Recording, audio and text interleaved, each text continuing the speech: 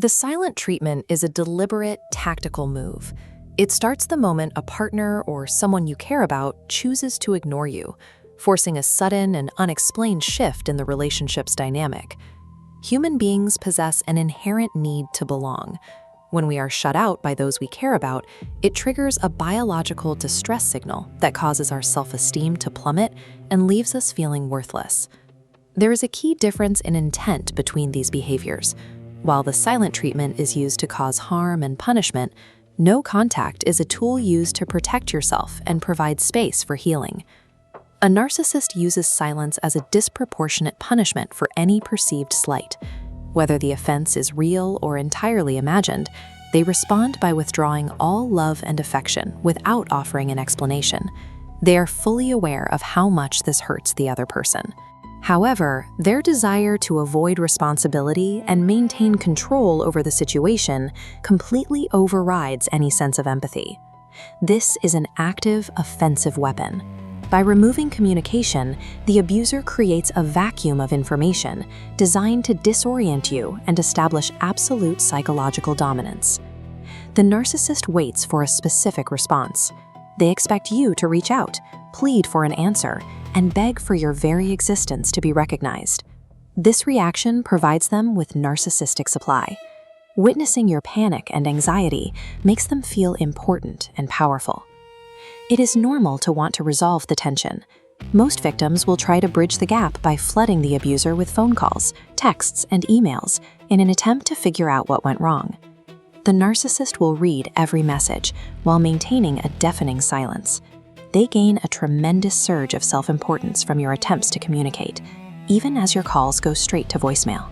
This strategy of shutting down, refusing to communicate, and waiting for the other person to fix the problem reflects a primitive emotional state. It is the behavior of a 5-year-old child who storms off and sulks until they get exactly what they want. They want you to start looking inward and blaming yourself.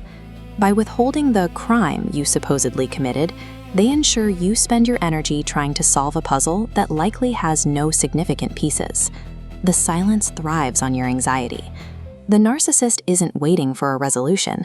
They are harvesting your desperation to feel a sense of superiority.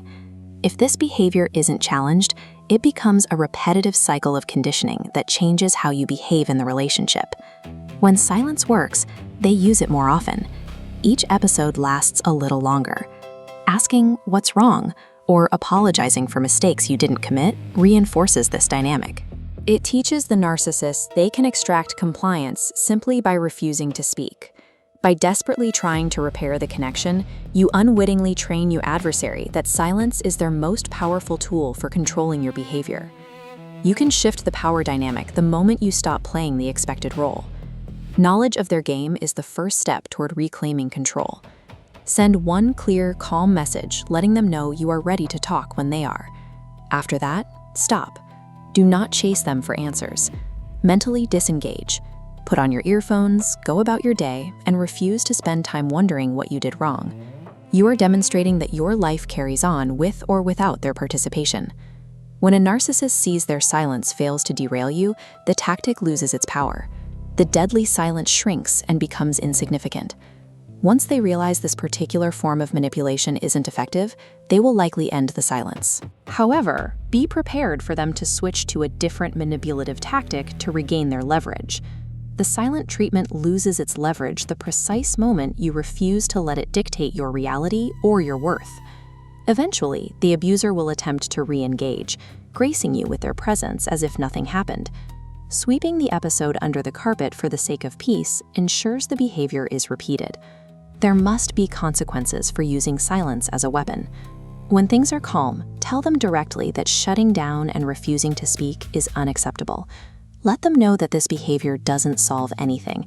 Stating these boundaries provides clarity for future interactions. You are making it clear that you will no longer engage in or respond to sulking or periods of silence. People who love you do not withhold that love to hurt you. Reclaiming control means realizing you have the power to rewrite the rules of the relationship, or the power to walk away and never look back.